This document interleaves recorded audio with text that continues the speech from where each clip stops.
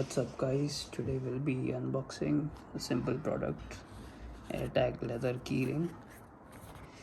I've been using AirTag vegan leather keyring for the past year or so now on my car key and house keys in general.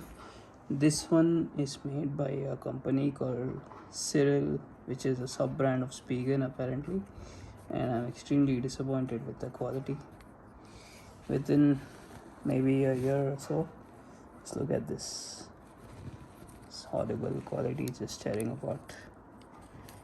I didn't want to spend too much on this Apple one because it costs more than the AirTag itself, but I got it at a good price, so why not. Now, first step to take out the AirTag from this.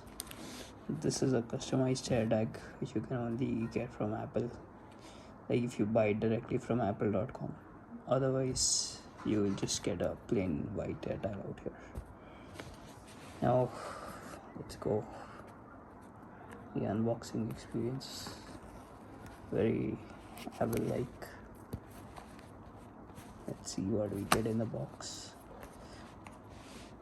This is apparently fine grain leather, although Apple's leather has been aging horribly since the iPhone 12 series came out, so not sure if this will be any better. Some books and shit, filing to the side. This is the main star of the show. This is a saddle brown keyring, pops out nicely. This is useless now. Yeah, this is made of some stainless steel, but it's having a matte finish which looks quite nice. So does this, and there is some Apple branding on this, designed by Apple in California, assembled in China of course,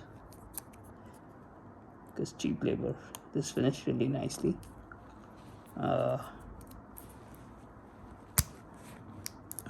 They give you a paper covering or something so that the thing doesn't scratch itself. It opens up about this much, and moment of truth, the AirTag goes in. Not like anything can go wrong, and this one isn't coming off easily. So that's about it.